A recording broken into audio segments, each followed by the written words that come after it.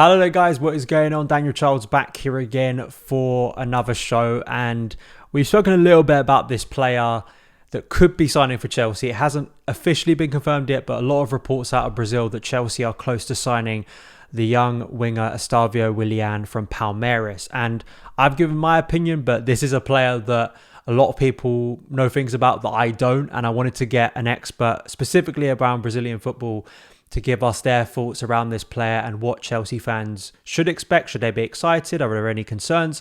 And I'm very glad to say I've got Jessica Frota, a great Chelsea fan, someone who knows a lot about Brazilian football on the show. Jessica, thank you so much for joining me. Thank you for having me. It's a pleasure to be here. Quite an honor, actually. And yeah, let's just enjoy the Chelsea talk, as always. Absolutely. It's interesting, at a time of being a Brazilian Chelsea fan, you've got Thiago Silva, this great Brazilian legend, about to depart Stamford Bridge, whilst simultaneously we're about to sign, it seems like, a very exciting young Brazilian talent for the future. So how are you feeling as a Brazilian Chelsea fan at the moment with this business? It's like there are so many emotions involved.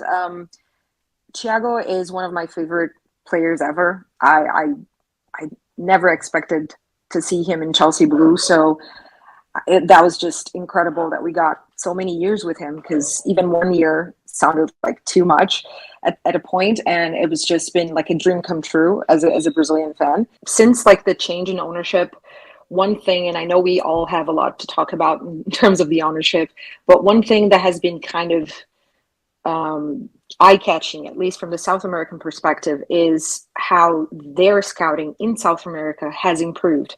I don't exactly know how much of it is due to the new ownership, but it's just like in terms of years, and the work that they have been doing in South America has really improved. So I know a lot of people kind of say a lot of prospects don't work out, and that's true. But also the previous players that Chelsea were going for in Brazil were never really the it players, or players that were seen in Brazil and South America as huge talents, or everyone was talking about. And I will give an example of a player that I actually quite like, which is Kennedy. Everybody knew him, and he was well liked in Brazil, but everybody was also confused as to why Chelsea were targeting him with other players available at the same time that everybody was expecting like a middle kind of club from Europe to go after him in the first place. And Chelsea completely went ahead, and it was just a huge thing of, wow, they must see something and really believe he can hit that. So that there were moments of confusion.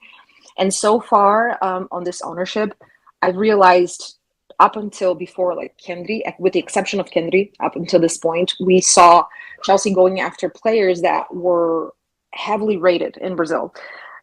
At the same time, they were never really top shelf. So I would say they were like second tier, maybe third tier of talent in Brazil, but the right people to target, at least, people that were, that there were a lot of expectation on, people that had been impressing in World Cups and youth settings and all of that. So in that sense, it really improved. I think the only one that kind of made it a little bit confused was David Washington, and not because of his talent, because everybody, again, was talking about his talent even at such a young age. So in that sense, it was accurate. The only kind of weirdness in that sense was that because in his club, there was Marcos Leonardo, who was the starter, and David was the understudy to him. So the expectation of everyone was like, okay, Marcos Leonardo will leave, and then David, and that was the plan for Santos as well. He will stay playing in Santos and as a starter. And just like Chelsea went one ahead, like they skipped the first step of Marcos and went straight for David. So that one was a little bit different than the others. But with for instance, with Andre, it was just very quickly. And it was at a moment where everybody was talking about Andre. He was the big it thing. Same with Gabriel Moscardo, who Chelsea didn't end up getting, but they were heavily linked with him. They went after him with Endrick, who was the first really top tier talent that Chelsea tried to get. So just in terms of identifying targets, we can see like an improvement. And that for me was really positive. Whether or not they make it at Chelsea, you have all of the other different things to consider in terms of changing countries and all those things, right? Opportunity and the right setting and the right manager and the right timing and the competition. So there are a lot of factors, but just the identification of talent has improved tenfold. Looking at, as you've mentioned, Endrick, who's obviously already made a bit of a name for himself in recent years, Vinicius Jr., we've seen obviously the incredible sort of ascent of him at Real Madrid. And now, of course, Estevao. Why is he so craved? Because I think there is obviously a bit of cynicism from the Chelsea side, not only because of failed kind of star boys that we've had before that get very much hyped up to be this incredible thing and it doesn't go well, or there's the fear of how a player will adapt, which we'll get to later in the conversation. But why is there such a hype around this player compared to others? First of all, I would just like to talk about just Cobham a little bit. I know you mentioned it, and I just wanted to say, and this, of course, I'm a huge Cobham fan. I try to follow the academy football as much as I can. I have a few players that I'm a huge fan of, Tyreek, George, anyone. So I've been following it, and we can get into the discussion later on. But I just want to stress, at least from my point of view, players like Endrick and Willian, Estêvão, they are not the problem for Cobham. I think is the problem in terms of our approach so far when it comes to the South American market has been kind of like shooting everywhere, in my opinion. Even though we're looking at good targets, quality targets, people with talent, maybe we need to just hold on a little bit and just go for the absolute best. And that is Endrick and Estevão, in my opinion. So, and maybe you can add Andre a little bit there as well. I would. So, just holding on for those really, really special people. But going into specifically the player, I will try to say it's because sometimes I'm talking in English and I try to speak in Portuguese and it doesn't work as well. But I will try to speak his name in Portuguese in the proper Brazilian way of saying it. No worries. It's Estevão. So that's how you pronounce it. It's very, very hard. I understand because of the little thing that we have on in terms of, it's almost like an accent, nasally sound, but whatever. Anyway, he has been, the thing with him is that even before he became known to the general public, because I think like the average fan of football doesn't really watch academy football or doesn't really watch even like the Youth World Cup. So before even he became known to the world in the Youth World Cup and stuff like that, he was known based on what people talked about. So he was 10 years old. He was playing for Cruzeiro.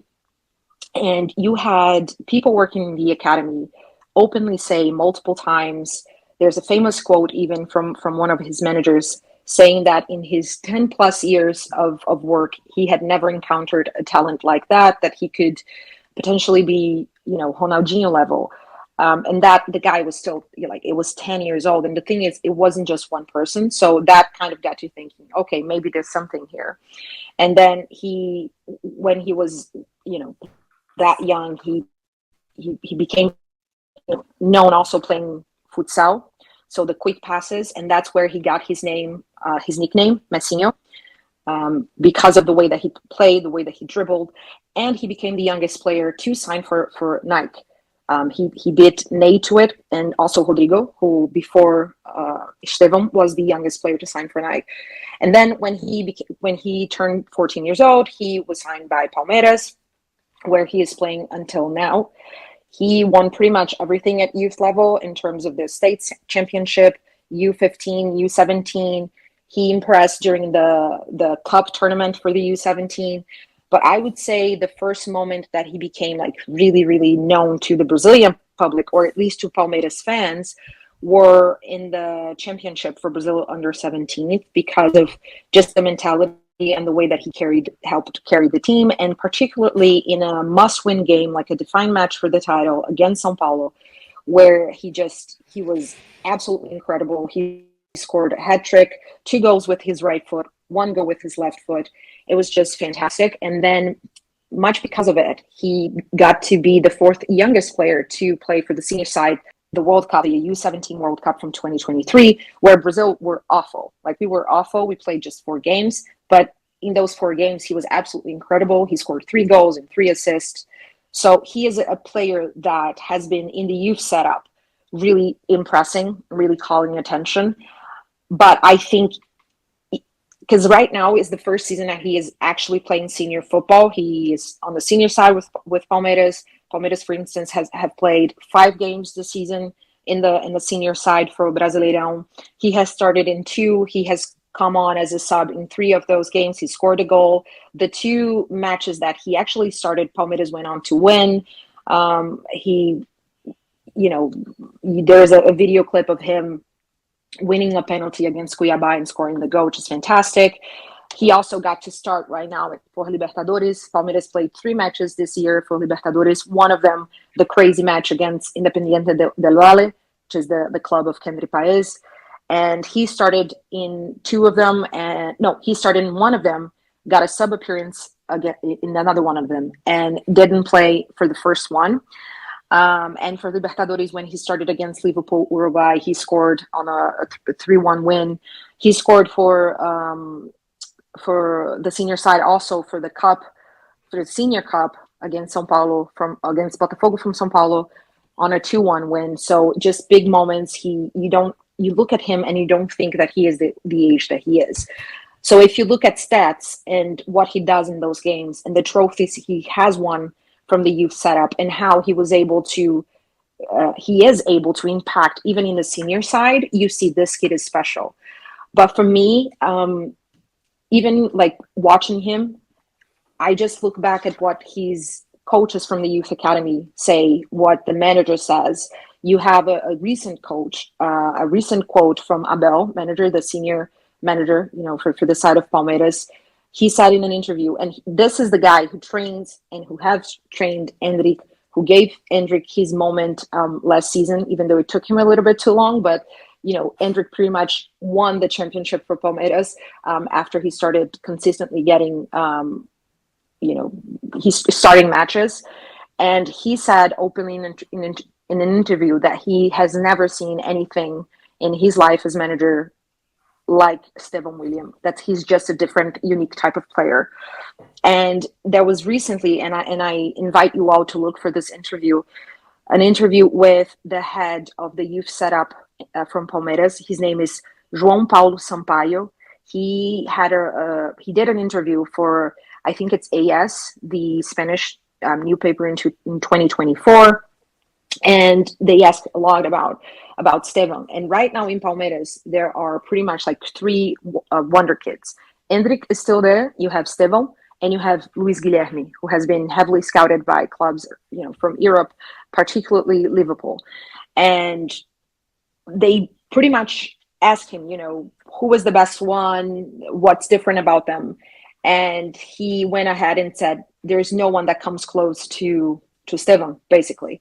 That the difference between Estevão and the others, in terms of technical ability, he's just a step beyond the others. The only thing that he kind of fails to deliver, let's say, is about his physical composition, because he's a 1 year younger than the other 2. So he needs to bulk up, and I can attest to that. He really does need to bulk up, particularly if he moves to Europe, as we hope. But in terms of just what he does with the ball, he's reading up the game. It's like the ball is glued to his feet. So to have someone who has worked with the academy setup for so long, who has worked with the big names in the past couple of years, who is currently working with Endrick, who, in my opinion, I still would put as the best talent in Brazil, just based on, like, he's been there, he's done that, he took the senior side to a title in that sense. But to have that sort of referendum, let's say, of the people really involved in the game, for me is like a major confirmation of just how talented he is. Yeah, it's one of these things where I look at obviously the hype and the clear talent of the player, and I think we've had discussions about this on Twitter. I've talked about it on my YouTube as well in reaction to the news, and I think I've said very similar about Kendry Paes, who obviously has officially signed for Chelsea, has been to Stamford Bridge. We know he's coming next summer. Is that it's not really for me about the talent of the player. It's to do with the environment they arrive in, and I think I think you even tweeted about this last week when there were reports about Willian, and because I don't want to get the pronunciation wrong, I'll say Willian 2, which I do wonder if Chelsea fans will start calling him Willian 2 to make things easier. Looking at him as a player, and there seems to be maybe some people in Brazil who are concerned that his destination could be Chelsea. Can you understand why, as a Chelsea fan as well, but also having very good knowledge about the player, even though they're very hyped, clearly very, very rated in the country and have done incredible things so far for their potential. Can you understand that concern of him choosing Chelsea? 100%. I think I think I tweeted a couple of days ago that the minute that he was linked with Chelsea, Brazilian football fans that were not Chelsea fans started freaking out. And I hated that I couldn't really argue with them because I completely saw and understood their concerns. I think obviously they look at where Chelsea are at the moment and how tumultuous it all is. They look how Chelsea are going after targets. And in Brazil, when you talk Chelsea, they talk about loan. So they say, and I can agree to that the plan would be just to loan him to France or whatever. And Brazilians don't really like that. They don't really understand that. They want the player to be in a club where he will be cherished and slowly integrated, like you see at Real Madrid, for instance, like the norm is from Real Madrid. And I think also, as I mentioned, just because of how highly rated he is, I think the expectation was that he would be either in Real Madrid or Barcelona, and he is a Barcelona fan. He's very open about it.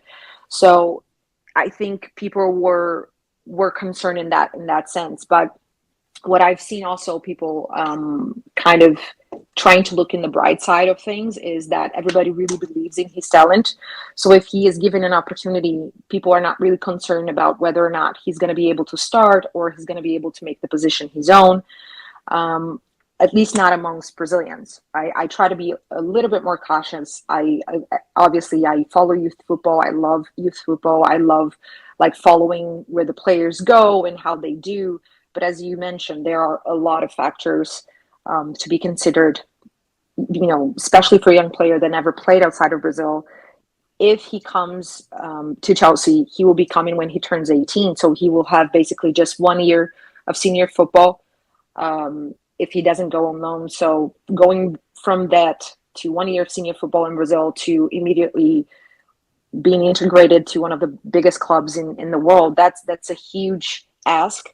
And I also will turn to Real Madrid and players like Vini Jr. and Rodrigo, and just looking at that beginning where he was pretty much made fun of and even hated sometimes by the fans because he needed that period of adaptation of both physically and just knowing how to understand the game and, just settling in really. When you're talking about a young player, that's really important. So in my mind, when it comes to Kendry Paes, when it comes to Estevão, when it comes to Andrei, those three specifically are players that I have no doubts whatsoever, 100% confident in their talent and in what they can do and offer, even more so with Estevão and Kendry.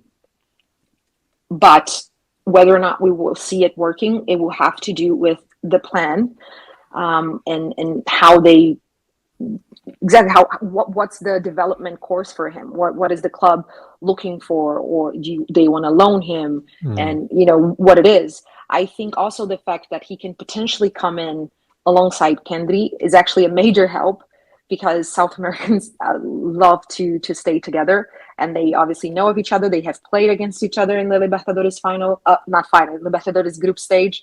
They will play against each other in May again. So, the Brazilians also like to play with players they know, the players that they respect.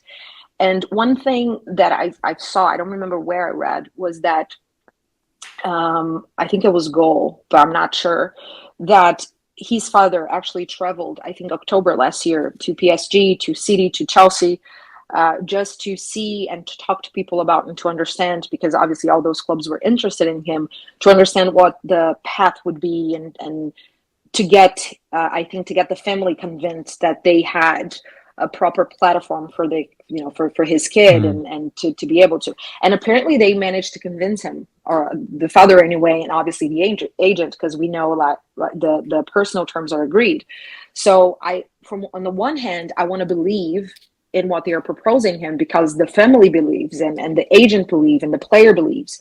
And one thing about Estevão that I didn't mention, and that it's also a huge positive, and Kendrick has it as well, it's the mentality and just the trust in themselves. He believes in himself, right? So he's not afraid of competition, and I think that's a big win if you want to be at the very top and play for one of the best clubs in the world. So on the one hand, I want to believe in the whole idea. On the other hand, my skeptical self that has followed Chelsea, and I know our approach has changed a little bit in terms of loans and whatnot, but I am a little bit cautious. I saw what we're done with André, because in my opinion, he was the one person that we got from Brazil that was ready to start for Chelsea, or at least to contribute in the squad. And I saw him go on loans like at the last minute, and loans that were not prepared for him and not the best suited for him.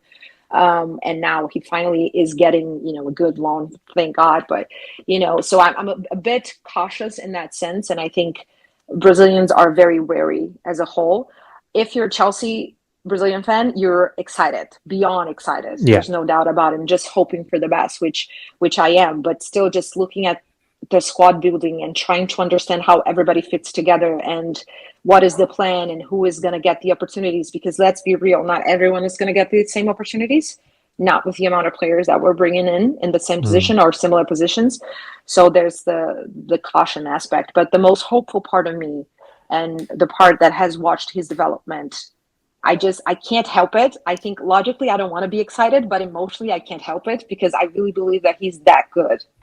Absolutely, and I think that the hope is that, fingers crossed, this good form from Chelsea continues. There's a stable summer, and eventually when Paes and potentially Willian, of course we have to wait until the deal is confirmed, the club they arrive in is a lot more stable and the environment is a lot more stable. So we can hope, and it's very hard not to get excited when you hear about, as you've just illustrated, like the hype and comparisons to players like Neymar. Of course, Chelsea famously wanted to try and sign Neymar, couldn't do so, and the rest is history. So we hope that maybe in some ways this could be a little bit of redemption for not getting him all those years ago. So thank you so much, Jessica, for joining me. As I do with all my guests, just a chance before we wrap up for you to shout out where people can find your work, your accounts, your thoughts on Chelsea online.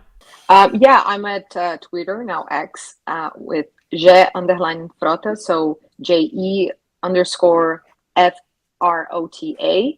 And I basically just ramble and talk about my opinions, and I'm always open for a conversation and a discussion, because I learn a lot from different opinions, and I try to watch as much football as I can.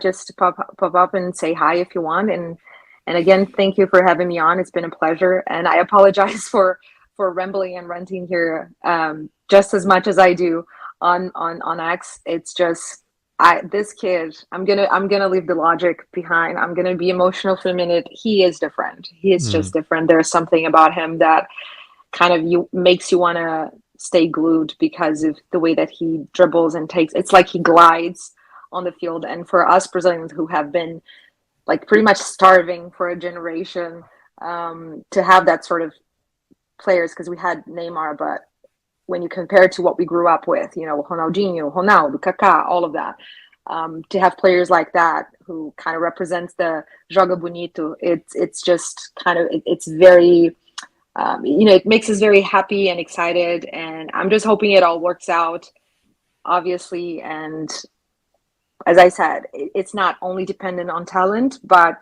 as far as the talent go, rest assured, we're going for the right person. Hopefully, and yeah, listen, it's we all hope it turns out to be the best. I mean, I also think, talking about your expertise on the situation, just quickly, like I do think there are a lot of people now who give opinions, like extensive opinions. Like my opinions about him as a player are more so on the Chelsea side, and like just evidence of how sort of fragile development can be, rather than saying, like, I'd never say, and I've said this consistently, like I'm an expert on the player. So I think it's really good to get like someone who I know has watched the player consistently to give us some information, and hopefully people feel a little bit more excited. But thank you again, Jessica. Thank you so much, everyone, for watching and for listening. You can follow, I definitely suggest go and follow Jessica. In the description box and the show notes will be the link to her Twitter, so you can go and follow that right now. Follow the show, Son of Chelsea, across socials, subscribe, hit that like button, all that good stuff, and I'll see you again very soon. All the best.